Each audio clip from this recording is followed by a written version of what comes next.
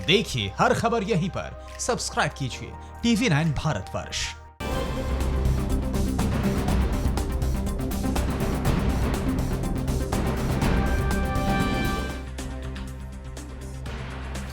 नमस्कार, देश के सबसे बड़े न्यूज नेटवर्क TV9 पर आप देख रहे हैं न्यूज टॉप 9। आपके साथ मैं हूं करुणा शंकर शर्मा। बिना ब्रेक इस बुलेटिन में देश, दुनिया, दिल्ली, महाराष्ट्र, उत्तर प्रदेश, उत्तराखंड, बिहार, झारखंड, मध्य प्रदेश, छत्तीसगढ़ समेत तमाम राज्यों की वो सारी खबरें आपके सामने होंगी जिसे जानना और देखना आपके लिए बेहद जरूरी है। देश और दुनिया में कोरोना संक्रमित मरीजों की संख्या कितनी हो गई है? रूस में भी कोरोना संक्रमण के मामले काफी तेजी के साथ बढ़ रहे हैं। कोरोना से जुड़ी बड़ी खबरों के लिए देखिए टॉप 9 कोरोना। देश में कोरोना का आंकड़ा 46,000 के पार पहुंच गया है। 32,020 एक्टिव केस हैं। पिछले 24 घंटे में 103 लोगों की मौत हो गई। इस तरह मौत का आंकड़ा 1,566 पर पहुंच गया है। केंद्रीय स्वास्थ्य मंत्रालय के मुताबिक एक दिन में 1377 कोरोना पॉजिटिव लोग ठीक हो गए हैं। इस तरह से 12,847 मरीज इस बीमारी से ठीक हो गए हैं। केंद्र सरकार के मुताबिक भारत में कोरोना से रिकवरी की दर बढ़कर 27.52% हो गई है। दिल्ली में पिछले 24 घंटे में 349 नए केस सामने आए। इस तरह दिल्ली में अब कोरोना संक्रमित मरीजों का आंकड़ा 4,898 पर पहुंच गया है।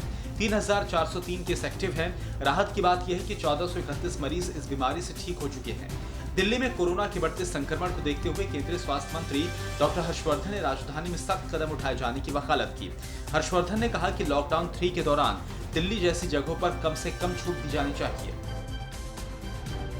दिल्ली हाईकोर्ट ने अपने आदेश में कोविड-19 की रिपोर्ट के रिजल्ट को लेकर समय सीमा तय कर दी है। कोर्ट ने अपने आदेश में कहा है कि कोरोना वायरस की रिपोर्ट 24 से 48 घंटे में आए। साथ ही दिल्ली सरकार अपनी वेबसाइट पर लगातार अपडेट करे कि राज्य में कितने मामले कोरोना के हैं। एक जनहित याचिका पर सुनवाई के बाद दिल्ली हाईकोर्ट ने ये फैसला दिया है। जनहित याचिका में कहा गया था कि कोविड-19 की रिपोर्ट दिल्ली में बहुत देरी से आ रही है। इसी वजह से कॉन्टैक्ट ट्रेसिंग टीम सही तरीके से काम नहीं कर पा रही है और इसी वजह से कोविड-19 इन्फेक्शन से जुड़े मामले राजधानी में बढ़ रहे हैं।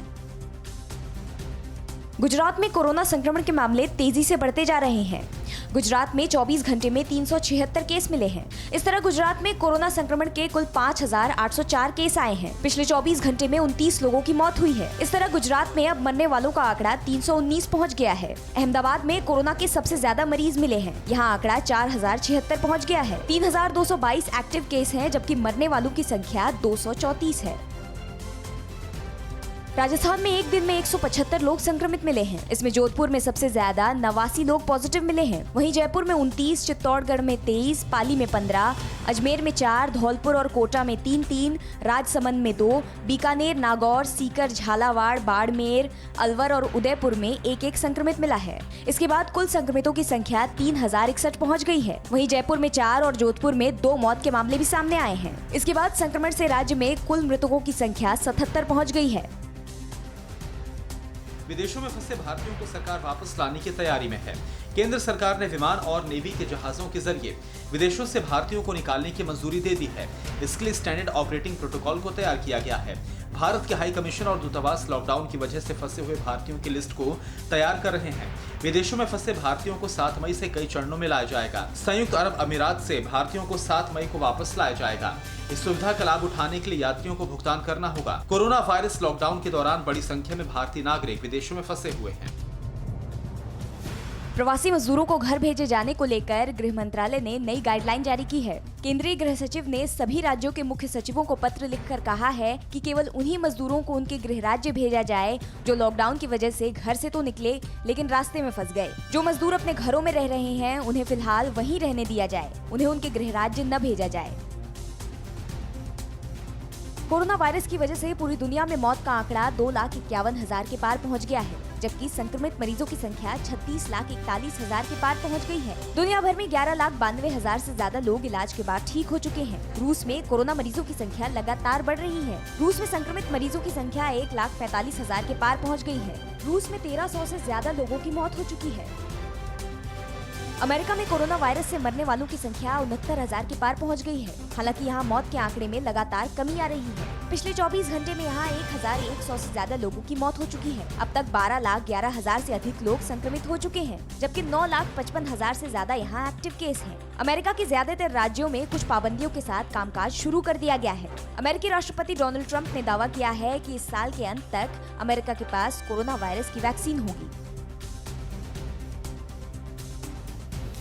पीएम मोदी ने एक बार फिर से पाकिस्तान के नापाक इरादों को दुनिया के सामने बेनकाब कर दिया। वहीं दिल्ली में आज से शराब महंगी हो गई है। एमआरपी पर 70% स्पेशल कोरोना फीस लगेगी, यानी कि जान छलकाने के लिए अब ज्यादा पैसे खर्च करने होंगे। देश की बड़ी खबरों के लिए आप देखिए टॉप 9 राष्ट्र। प्रधानमंत्री नरेंद्र मोदी ने कोरोना वायरस महामारी से लड़ने के तरीकों पर चर्चा के लिए नॉन अलाइन मूवमेंट के वर्चुअल समिट में भाग लिया। पीएम मोदी ने दुनिया के देशों के साथ बात करते हुए बिना नाम लिए पाकिस्तान पर करारे वार किए। पीएम मोदी ने कहा कि जब पूरा देश कोरोना संकट से जूझ रहा है, ऐसे भी लोग हैं जो आतंकवाद का वायरस फैला रहे हैं। Some people are busy spreading other deadly viruses such as terrorism. Jammu Kashmir के हंदवाड़ा के काजीबाद इलाके के पास सीआरपीएफ की पेट्रोलिंग पार्टी पर आतंकवादियों ने हमला कर दिया। हमले में 3 जवान शहीद हो गए, 1 जवान घायल है, जबकि एक स्थानीय नागरिक की भी मौत हो गई। श्रीनगर के बाहरी क्षेत्र के नौगाम के वागुरा इलाके में भी सीआईएसएफ की पेट्रोलिंग पार्टी पर हमला हुआ। हमले में सीआईएसएफ का जवान घायल हो गया। सुरक्षा बलों ने इस इलाके को भी सील कर दिया है।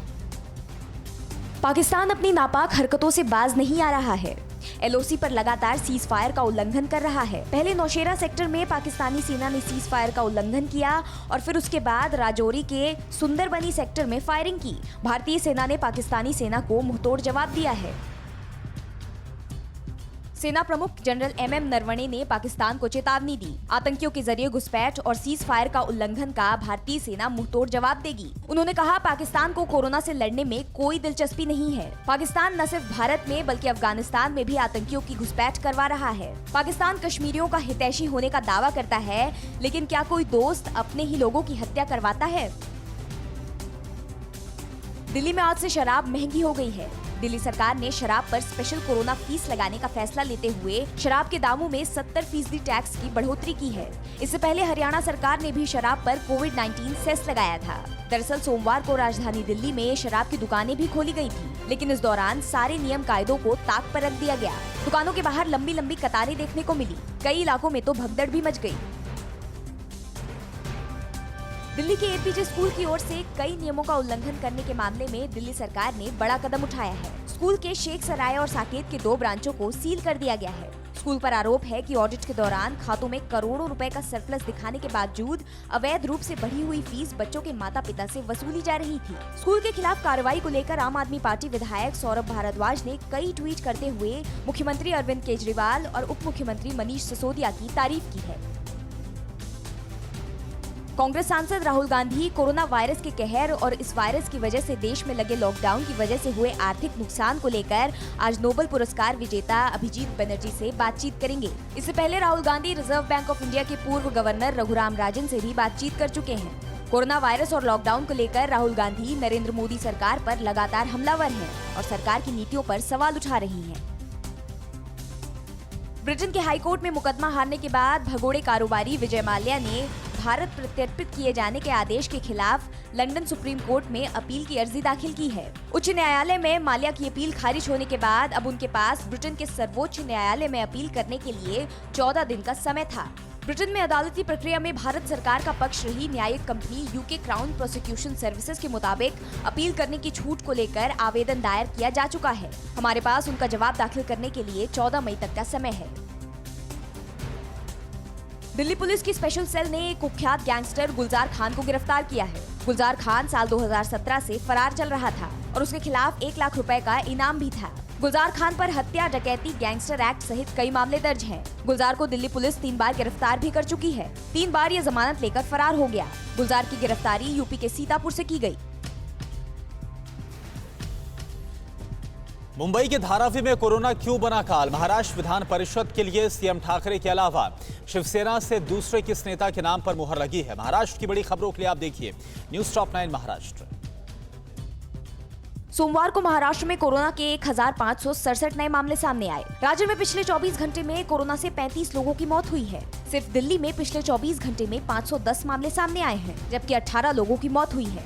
वहीं पुणे में सोमवार को 71 नए मामले दर्ज किए गए। इसी के साथ महाराष्ट्र में कोरोना वायरस के कुल पॉजिटिव मरीजों की संख्या 14,541 हो गई है। महाराष्ट्र में अब तक 583 लोगों की मौत हो चुकी है।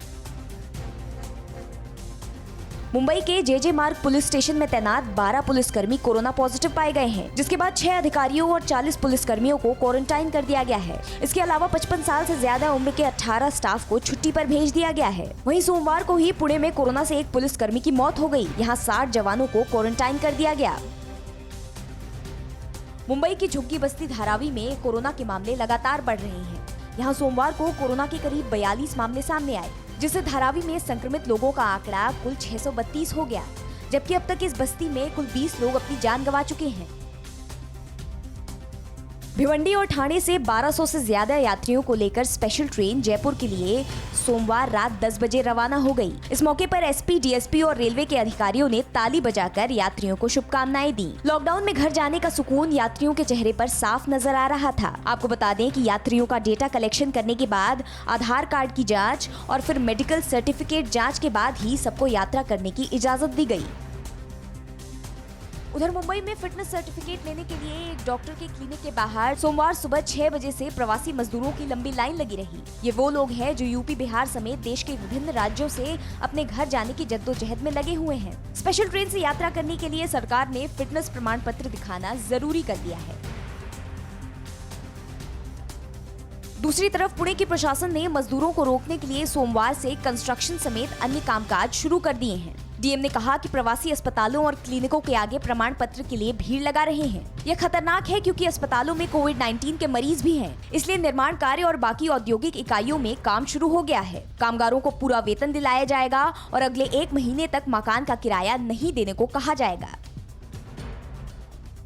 पुणे के वारजे में प्रवासी मजदूरों ने जमकर हंगामा किया। मजदूर अपने अपने घरों तक जाने के लिए स्थानीय प्रशासन से परिवहन की व्यवस्था की मांग कर रहे थे। इस दौरान पर्सनल डिस्टेंसिंग की जमकर धज्जियां उड़ाई गईं। इस बीच पुणे प्रशासन ने मजदूरों के बाहर जाने के लिए डॉक्टरों का प्रमाण पत्र जरूरी कर दिया है, ताकि कोरोना संक्रमितों की यात्रा पर रोक लगाई जा सके। इससे मजदूरों में काफी आक्रोश है और लोग अस्पतालों के आगे भीड़ लगाने लगे हैं। मुंबई के दहिसर में शराब लेने के लिए दुकानों पर 1.5 से 2 किलोमीटर लंबी लाइन लग गई। इस दौरान कोई हंगामा ना हो, इसलिए दुकान के बाहर भारी पुलिस बल तैनात दिखी। दूसरी तरफ महाराष्ट्र के 5 जिलों में स्थानीय प्रशासन ने शराब की बिक्री पर 17 मई तक रोक लगाने का फैसला किया है। सोलापुर, औरंगाबाद, जालना, बुल्ढाना और अमरावती जिला प्रशासन ने ये निर्देश जारी किए हैं। महाराष्ट्र विधान परिषद की 9 सीटों के लिए सत्तारूढ़ पार्टी शिवसेना ने 2 नामों पर मुहर लगा दी है, जिसमें पहला नाम सीएम उद्धव ठाकरे का है, जबकि दूसरा नाम विधान परिषद के उपसभापति और शिवसेना की वरिष्ठ नेता नीलम गोरे हैं। 21 मई को महाराष्ट्र विधान परिषद के चुनाव होंगे। नामांकन दाखिल करने की अंतिम तारीख 11 मई है। और अब बात करते हैं यूपी उत्तराखंड की। यूपी के किस जिले में घुड़चढ़ी की रस्म पर छाया कोरोना का ग्रहण, और यूपी में एक व्यक्ति को एक बार में मिलेगी कितनी शराब की बोतलें। देखिए यूपी उत्तराखंड की बड़ी खबरें क्या है। न्यूज़ टॉप 9 उत्तर प्रदेश उत्तराखंड में। कोरोना को लेकर सोमवार का दिन लखनऊ के लिए राहत भरा रहा। यहां सोमवार को कोरोना का एक भी पॉजिटिव केस सामने नहीं आया। वहीं यूपी में कोरोना का हॉटस्पॉट बने आगरा में सोमवार को 30 से ज्यादा मामले सामने आए, जबकि पूरे सूबे में 121 नए केस दर्ज किए गए, जिससे कुल आंकड़ा 2766 हो गया है। यूपी में सोमवार को कुल 7 मौतें हुई, जिससे अभी तक कुल मौत का आंकड़ा 50 पर पहुंच गया है। मेरठ में फिर से फटा कोरोना बम। सोमवार को एक ही दिन में 24 मरीज मिलने के बाद हड़कंप मच गया। इससे पहले रविवार को भी 25 मरीज सामने आए थे। 2 दिन में 49 मरीज मिलने के बाद पूरे शहर में खौफ है। मेरठ में अब तक कुल 7 लोगों की मौत हो गई है, जबकि 165 संक्रमित हैं। यूपी के गाजीपुर जिले में 11 जमाती समेत 24 लोगों को अस्थायी जेल में भेज दिया गया है। इन लोगों पर कई धाराओं में केस दर्ज है। ये जमाती दिल्ली के मरकज में शामिल होने के बाद गाजीपुर आ गए थे। क्वारंटीन अवधि पूरी होने के बाद इन लोगों को रिमांड पर लेकर जेल भेज दिया गया है। तस्वीर दिल्ली यूपी के गाजीपुर बॉर्डर की है, जहां पर सोमवार को लॉकडाउन में छूट मिलने के बाद गाड़ियों का हुजूम सड़कों पर दिखा। कई किलोमीटर तक गाड़ियों की लंबी लाइन लगी रही, ट्रैफिक जाम हो गया। 45 दिन के बाद लॉकडाउन में मिली छूट के बाद लोग अपने अपने कामों पर जाने के लिए घर से निकले थे। यूपी के संभल में सोमवार को शादी के ऐन वक्त पहले दूल्हे की कोरोना रिपोर्ट पॉजिटिव आने से हड़कंप मच गया। शादी रोक दी गई। आनन फानन में दूल्हे को उसके 21 परिजनों समेत आइसोलेट कर दिया गया। युवक हयात नगर थाना क्षेत्र के दतावली गांव का रहने वाला है, जो गाजियाबाद में 102 एम्बुलेंस का चालक है। गौतम बुद्ध नगर के नोएडा और ग्रेटर नोएडा की सोसाइटी में काम करने वाली घरेलू सहायिकाओं की एंट्री पर अभी भी रोक है। सोसाइटी प्रशासन ने कोरोना के डर को लेकर ये कदम उठाया है। ऐसे में इनमें काम करने वाली महिलाओं को डर है कि काम नहीं करवाने की सूरत में अगर लोगों ने इन्हें पैसा नहीं दिया तो घर कैसे चलेगा। ग्रेटर नोएडा में पिछले दिनों कोरोना संक्रमित घरेलू सहायिकाओं के कई केस सामने आए थे। लखनऊ में शराब के नशे में धुत पुलिसकर्मी और उसके साथियों को लोगों ने सरेआम पीट दिया। मामला छेड़छाड़ का था। लोगों का आरोप है कि नशे में धुत ये पुलिसकर्मी महिला से अश्लील हरकत कर रहे थे। समझाने पर पुलिस ने वर्दी का रौब दिखाना शुरू कर दिया। फिर क्या था, लोगों ने आव देखा ना ताव, पुलिसकर्मी पर टूट पड़े। यूपी में शराब की जमाखोरी रोकने के लिए इसकी खरीदी पर मात्रा तय कर दी गई है। अगले 3-4 दिन तक एक बार एक व्यक्ति देसी या अंग्रेजी शराब की सिर्फ 1 बोतल या 2 अद्धे या 3 पौवे ही खरीद सकता है। इसी तरह बियर की 2 बोतल या 3 केन ही खरीदी जा सकती हैं। उत्तर प्रदेश की राजधानी लखनऊ और उसके आसपास के जिलों में सोमवार शाम अचानक मौसम का मिजाज बदल गया। धूल भरी आंधी के बाद तेज बारिश हुई, कहीं कहीं ओले भी गिरे। इस आंधी पानी से रबी फसल को काफी नुकसान पहुंचा है। आम की फसल भी चौपट हो गई है। ऐसे में कोरोना वायरस को लेकर लॉकडाउन की मार झेल रहे किसानों को चौतरफा विपदा का सामना करना पड़ रहा है। और अब बात करते बिहार झारखंड की। बिहार के प्रवासी मजदूरों से किराया वसूली पर क्यों कोहरा मचा हुआ है। लॉकडाउन के बीच जमीन विवाद में कहां पर लहराए गए अवैध असलहे। बिहार झारखंड की बड़ी खबरें क्या है, न्यूज़ टॉप 9 बिहार झारखंड। बिहार में कल कोरोना के 11 नए मामले सामने आने के बाद राज्य में कोरोना संक्रमित मरीजों की संख्या बढ़कर 528 हो गई है। अभी तक 4 लोगों की कोरोना से मौत हो गई है। मुख्यमंत्री नीतीश कुमार ने कहा कि ट्रेन के जरिए बिहार लाए जा रहे प्रवासी मजदूरों को 21 दिनों तक क्वारंटीन किया जाएगा। नीतीश कुमार ने साफ कर दिया है कि बाहर से आने वाले छात्रों और मजदूरों का किराया राज्य सरकार देगी। सरकार प्रवासी मजदूरों को टिकट किराए के अलावा 1000 रुपए भी देगी। बिहार में लॉकडाउन के तीसरे फेज में फिलहाल कोई रियायत नहीं मिलेगी। राज्य की राजधानी पटना समेत 5 जिले रेड जोन में हैं। इसके अलावा 33 ऑरेंज जोन वाले जिले हैं। एक भी जिला ग्रीन जोन में नहीं रखा गया है। डीजीपी गुप्तेश्वर पांडे ने भोजपुरी में बिहार के लोगों से लॉकडाउन का पालन करने और मास्क पहनने की अपील की है। कोरोना कोनो मामूली बीमारी नहीं के छुअला पर ना, जिसे कहावत एगो बा, सटला तो गैला बेटा। बिहार के प्रवासी मजदूरों के लौटने का सिलसिला जारी है। कल केरल के एर्नाकुलम से 1167 मजदूर ट्रेन से दानापुर पहुंचे। सभी मजदूरों से 910 रुपए का टिकट वसूला गया था। जयपुर से दानापुर होते हुए 169 मजदूर सासाराम भी पहुंचे। हालांकि इनसे कोई पैसा नहीं लिया गया और 390 रुपए का टिकट मुफ्त दिया गया था। भाड़ा सब गवर्नमेंट सरकार, हम लोग का राज्य सरकार दिया सर। झारखंड के 977 प्रवासी मजदूरों को लेकर कोझिकोड धनबाद स्पेशल ट्रेन धनबाद पहुंची। इन सभी मजदूरों की थर्मल स्क्रीनिंग की गई और इसके बाद गुलाब का फूल देकर स्वागत किया गया। इन्हें खाने के पैकेट्स और पानी दिए गए और इसके बाद धनबाद के गोल्फ ग्राउंड से बसों में बिठाकर अपने अपने जिलों की तरफ रवाना किया गया। थर्मल स्क्रीनिंग के दौरान संदिग्ध पाए गए मजदूरों को आगे की जाँच के लिए अस्पताल भेज दिया गया है। लॉकडाउन 3 के पहले दिन कल झारखंड में कोरोना का एक भी मरीज सामने नहीं आया। राज्य में कोरोना मरीजों की कुल संख्या 115 है। इसमें 3 लोगों की मौत हो चुकी है। कोरोना प्रभावित दूसरे राज्यों से भारी संख्या में आ रहे श्रमिकों, छात्रों को देखते हुए झारखंड में एहतियात के तौर पर अभी कोई छूट नहीं दी जाएगी। मुख्यमंत्री हेमंत सोरेन ने कहा कि लोगों तक जरूरी सामान पहुँचाने के व्यापक इंतजाम किए गए हैं। बिहार में सख्ती के बावजूद लॉकडाउन की सरेआम धज्जियां उड़ाई जा रही हैं। ये तस्वीरें बेतिया में बड़ा रमना मैदान और नरकटियागंज हाई स्कूल मैदान में बनाई गई सब्जी मंडी की है। पुलिस की मौजूदगी के बावजूद लोग पर्सनल डिस्टेंसिंग का बिल्कुल भी ख्याल नहीं रख रहे। कई लोग तो मास्क भी नहीं लगाए हुए थे। गोपालगंज में हुए नाव हादसे में लापता 3 लोगों में से एक का शव बरामद कर लिया गया है। जादवपुर थाना क्षेत्र के पत्थर गांव में गंडक नदी में कल एक नाव डूब गई थी, जिसमें 8 लोग सवार थे। 5 लोग तैरकर बाहर आ गए, लेकिन 3 लोग लापता हो गए थे। प्रशासन ने मृतक के परिवार वालों के लिए 4-4 लाख रुपए मदद का ऐलान किया है। देश में करीब 1.5 महीने से जारी लॉकडाउन के चलते लोगों को ताजी हवा में सांस लेने का मौका मिल रहा है। इस दौरान वातावरण में छाई धुंध पूरी तरह से साफ हो गई है। इसका नतीजा ये हुआ कि बिहार के सीतामढ़ी में लोग अपनी छतों से ही हिमालय के दर्शन कर रहे हैं। सीतामढ़ी से नेपाल के पहाड़ी इलाके की दूरी करीब 123 किलोमीटर है। खगड़िया में गोगरी थाना क्षेत्र के शिशवा में दो पक्षों में जमीनी विवाद को लेकर जमकर मारपिटाई हुई। लॉकडाउन के बावजूद बड़ी संख्या में दोनों पक्षों के लोग बाहर निकल आए और दिन दहाड़े अवैध हथियार लहराए गए। जमीन विवाद को लेकर लखन यादव और शंभू यादव के बीच पहले लाठी डंडे से जमकर मारपिटाई हुई और इसके बाद एक दूसरे पर लोडेड हथियार तान दिए गए। मध्य प्रदेश की बात की जाए तो मध्य प्रदेश में आज बिकेगी शराब। शराब कारोबारी है क्यों नाराज? कहां पर दो डॉक्टर्स हुए कोरोना पॉजिटिव। कोरोना संक्रमण के बीच कहां पर पीलिया ने दस्तक दे दी है। मध्य प्रदेश और छत्तीसगढ़ की बड़ी खबरें कौन सी हैं, आप देखिए न्यूज़ टॉप 9 मध्य प्रदेश छत्तीसगढ़ में। मध्य प्रदेश में कोरोना संक्रमित मरीजों की संख्या 2942 हो गई है। कल 105 नए केस सामने आए और 9 लोगों की मौत हो गई। राज्य में अभी तक कुल 165 लोगों की मौत हो चुकी है।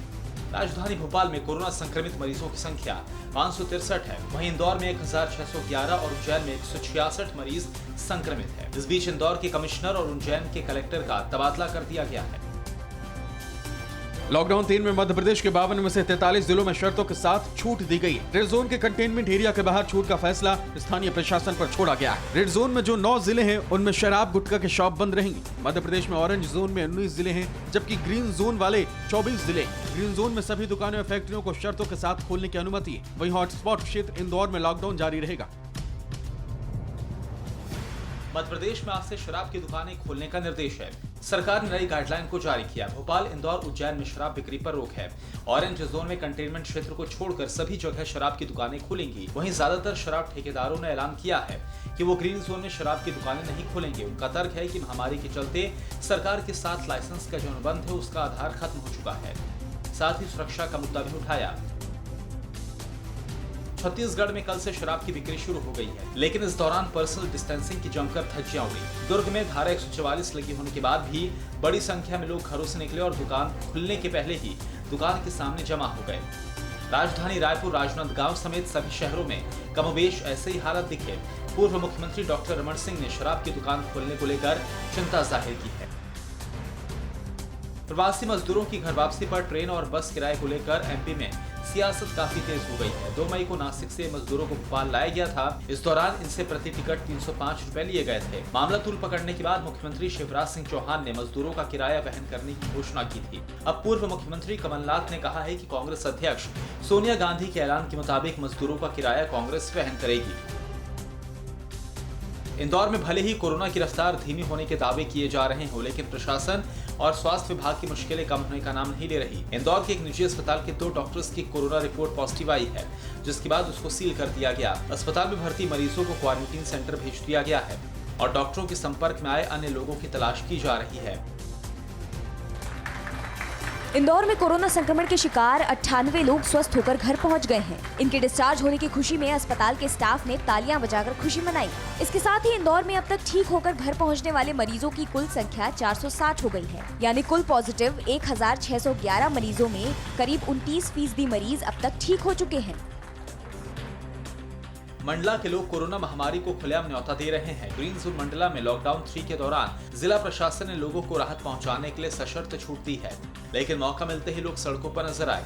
दुकानों पर भीड़ जमा हो गई, बाजारों में भीड़ लग गई, कई लोग बेवजह घूमते नजर आए। कोरोना संक्रमण के बीच छत्तीसगढ़ की राजधानी रायपुर में एक नई बीमारी ने घर बना लिया है। रायपुर में पीलिया के 600 से ज्यादा मरीज सामने आ चुके हैं।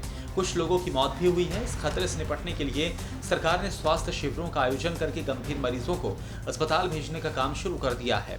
साथ ही लोगों से आसपास साफ सफाई रखने और बासी खाने का सेवन न करने की अपील की है। और देश के अन्य राज्यों की सबसे बड़ी खबरें क्या है न्यूज़ टॉप 9 राज्य में। पंजाब के मानसा जिले के गांव राजराणा के एन.के. राजेश, जो हंदवाड़ा में आतंकवादियों के साथ मुठभेड़ में शहीद हो गए थे, कल उनके पार्थिव शरीर को उनके पैतृक गांव लाकर पंचतत्व में विलीन किया गया। सेना की एक टुकड़ी ने पूरे सम्मान के साथ उन्हें अंतिम विदाई दी। वहीं गांव के लोगों ने पाकिस्तान मुर्दाबाद और भारत माता की जय के नारे भी लगाए।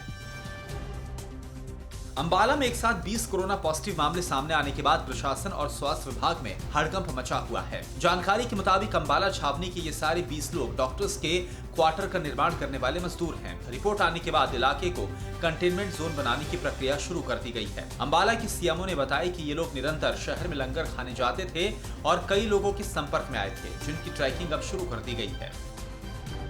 आभार मानूं छूं, सलाम करूं छूं। गुजरात के अहमदाबाद पर कोरोना कहर बनकर टूटा है, लेकिन इन सब के बीच एक अच्छी खबर आई है। 40 से ज्यादा कोरोना मरीज इलाज के बाद ठीक हो चुके हैं। एसवीपी अस्पताल में इन मरीजों का इलाज चल रहा था। ठीक होने के बाद इन मरीजों को अब अस्पताल ने छुट्टी दे दी है।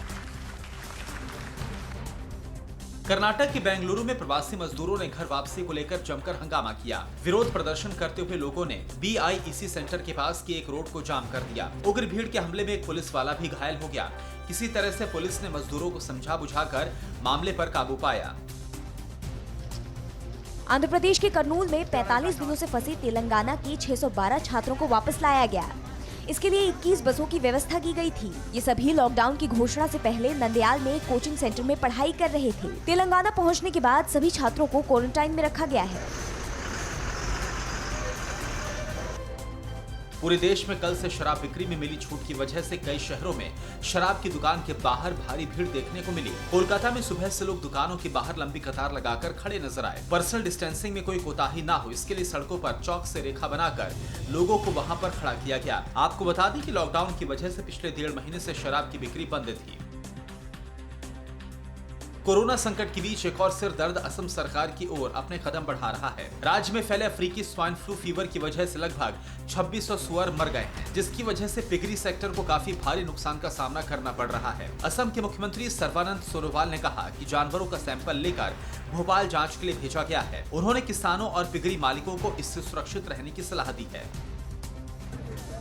तेलंगाना के रंगारेड्डी जिले में तेज आंधी और बारिश की वजह से भारी नुकसान हुआ है। तूफान की वजह से एक फल मार्केट पूरी तरह से तबाह हो गया। मार्केट के शेड तक उड़ गए। इस आपदा में 7 लोग जख्मी हुए हैं और कई गाड़ियां क्षतिग्रस्त हो गई हैं। दूर दूर तक तबाही के मंजर ही देखने को मिले और फल मार्केट पूरी तरह से बर्बाद हो गया। हिमाचल प्रदेश के धर्मशाला में अचानक मौसम का मिजाज बदल गया, जिसके बाद तेज आंधी तूफान चलने लगी और झमाझम बारिश हुई। इससे शहर का तापमान भी गिर गया और मौसम खुशगवार हो गया। फिक्र आपकी, सोमवार से शुक्रवार रात 9 बजे सिर्फ TV9 भारतवर्ष पर।